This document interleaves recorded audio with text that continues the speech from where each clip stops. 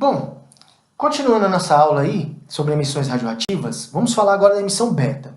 Bom, a emissão beta, também eu vou ter um determinado núcleo, em que esse núcleo também, como qualquer núcleo de determinado átomo, eu vou ter nêutrons e também eu vou ter prótons presentes nesse núcleo. Também vou ter prótons. Só que, na parte da emissão beta, o que vai acontecer? Eu vou ter simplesmente um nêutron, que esse nêutron, ele vai sofrer uma desintegração. Então, o nêutron, ele vai deixar de existir. Simplesmente ele falou, ó, não quero ser mais nêutron, eu quero virar um próton. Isso que ele quer falar. Então, esse nêutron que se encontra no núcleo, ele vai sofrer uma desintegração. Então, essa desintegração, eu vou ter o nêutron, que nós sabemos que o nêutron está no núcleo, né? Então ele altera a massa, mas não altera o número atômico, né? Esse nêutron, ele vai deixar de ser nêutron, cansou, e vai virar próton. E nós sabemos que o próton altera a massa, como também altera o número atômico. Só que, como toda reação, tem que ter um balanceamento, como nós discutimos na aula anterior. Toda reação tem que ter um balanceamento. Tá certo que eu não estou falando de reações químicas. Aqui eu estou falando de uma questão da desintegração nuclear, do nêutron no núcleo. Só que a quantidade de número atômico aqui é 0. Aqui está dando 1. Então tem que balancear. Então aí no balanceamento eu tenho a emissão beta, da radiação beta. Essa emissão da radiação beta, ele não altera a massa. Opa, porque eu já tenho um aqui, já tenho um, o produto está balanceado. Só que para balancear, para dar 0, aqui tem que ser quanto? Menos 1. Então, ele vai alterar para menos 1. Então, quando eu formo um próton, eu tenho a emissão beta, que nós chamamos até de beta negativo. E mais também outras cargas, também que são emitidas, né? Outras energias, como também o neutrino, né? Que também é liberado, esse neutrino. Então, essa emissão que vai acontecer na radiação, né, da emissão beta. Por isso que o beta, ele apresenta essa carga negativa. E muitos alunos, quando não estudam, né, não prestam atenção, ficam, por que quando é menos eu somo o número atômico? Ué, porque quando eu tenho emissão beta, obrigatoriamente eu tenho um próton sendo formado. No caso do beta negativo. Por que eu estou falando do beta negativo? Porque nós podemos ter o beta positivo. Já o beta positivo, né, que nós chamamos, não vai ser o beta comum que nós temos aqui, que é o negativo, e sim o que nós chamamos de pósitron. Né? Eu posso ter uma reação ao contrário.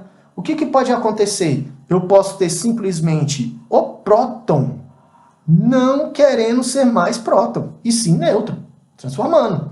Então eu posso ter o próton, né? Eu posso ter o próton, esse próton se transformando em nêutron, aí eu tenho a formação do beta positivo. Do beta positivo. Que no caso, esse beta positivo que é formado é o que nós chamamos de pósitron.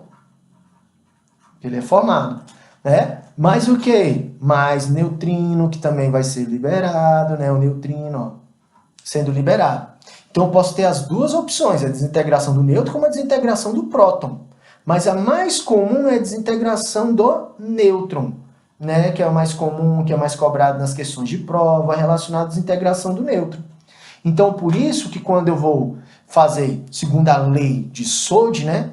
A lei de Soddy, ele fala o seguinte, né? Que é a segunda lei de Soddy. A segunda lei de Soddy, ele relaciona o seguinte. A segunda lei dele, ele fala que eu vou ter um elemento em que eu tenho uma massa, eu tenho um número atômico, ele vai sofrer uma emissão de uma partícula, né?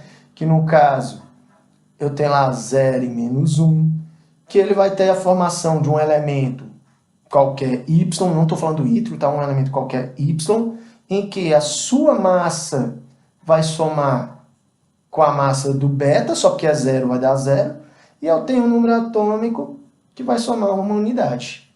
Essa que é a emissão de acordo com a lei de Soddy. Nós podemos usar um exemplo também, né? Um exemplo aqui claro para a gente.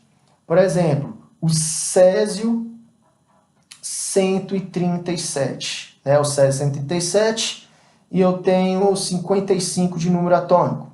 Aí ele vai ter uma emissão beta. Olha lá. Se tem uma emissão beta, ele vai aumentar uma unidade de número atômico, que vai para 56. E a sua massa permanece. Que no caso, eu estou falando do isótopo de massa 56, estou falando do isótopo do elemento bário.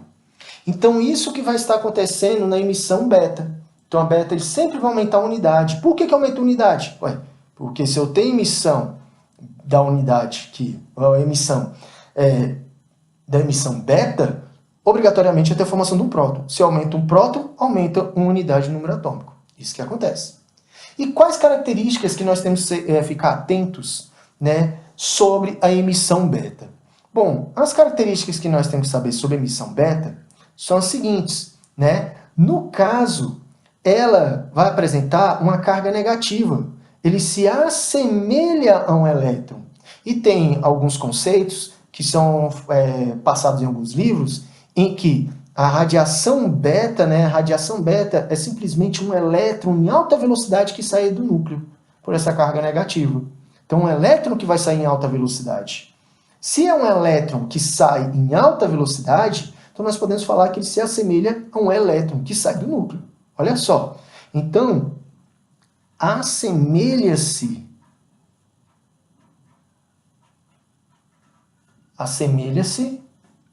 ao elétron. Assemelha-se ao elétron.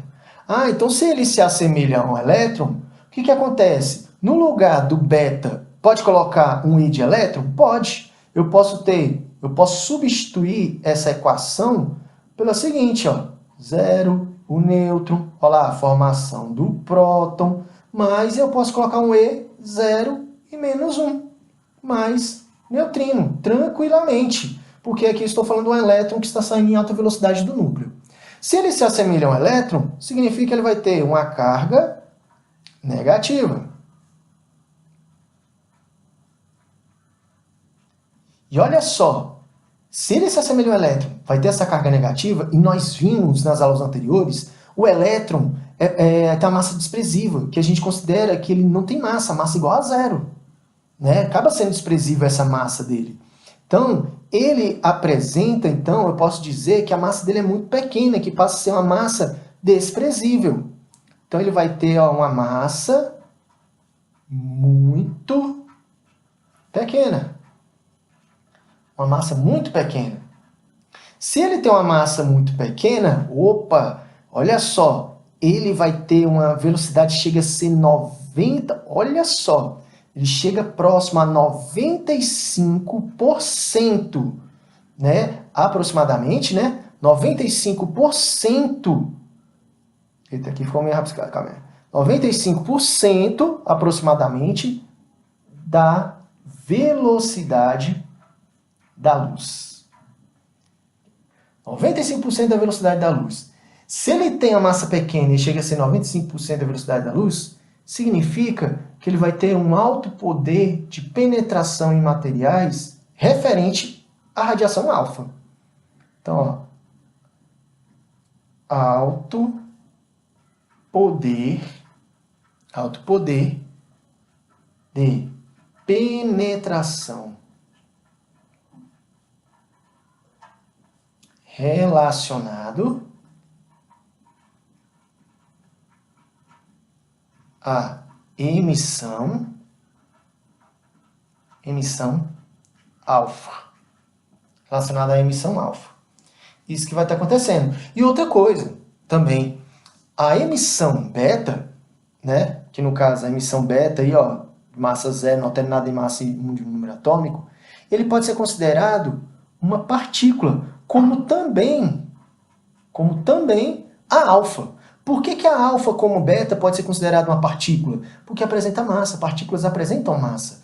Aqui a massa é desprezível, né? Porque é muito pequena, passa a ser desprezível. Porque se eu for olhar praticamente a massa de um elétron, cara, ele vai estar na casa lá de, se eu fosse colocar em quilogramas, ele estaria na casa de sei lá, 10 a menos 31, por aí. É muito pequeno.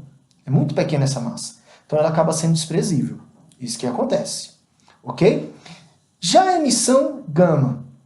A emissão gama, ela é a emissão mais forte de todas. Só que no caso da emissão gama, né, da gama, o que acontece? A gama ela passa a ser uma onda eletromagnética.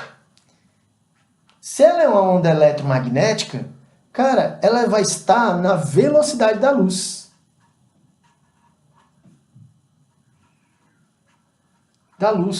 Ela transpassa os materiais com mais facilidade. Então ele vai ter alto poder de penetração nos materiais. Alto poder de penetração dos materiais ele vai ter. E devido a esse alto poder de penetração que ele vai ter, e essa velocidade da luz que ele alcança, né, ele não possui massa,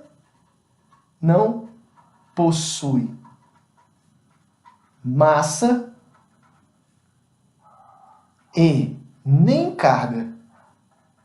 Possui massa e nem carga. Então eu posso dizer que ele vai ser 0 de massa, 0 de carga. Isso que vai estar acontecendo na gama. Por isso, então, dá para a gente fazer a seguinte analogia, né? Em que eu posso ver que a gama ela é mais forte que a beta, que é mais forte que a emissão alfa. Então eu tenho essa relação das emissões radioativas, né, referentes a eles. A questão do raio-x.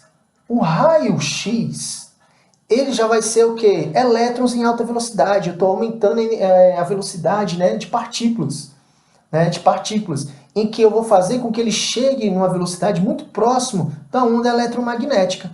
Então ele consegue transpassar alguns materiais. Então ele vai encrostar, né, ele vai reagir muito com cálcio, né, materiais que eu tenho, né, de preferência íons, que ele vai estar se identificando melhor. Por isso que eu consigo ver os ossos facilmente na questão do raio-x, né? Então, se eu for fazer uma análise de que bloqueia o quê, então eu posso dizer que o papel bloqueia o alfa, eu tenho um pedaço de alumínio bloqueia o beta, o raio-x eu consigo ter um chumbo, no caso, chumbo de mais ou menos 5 milímetros, né? Já a gama não, tem que ter maior espessura referente ao chumbo, ok? Até mais, galera. Até a próxima aí e que espero ter ajudado vocês. Obrigado.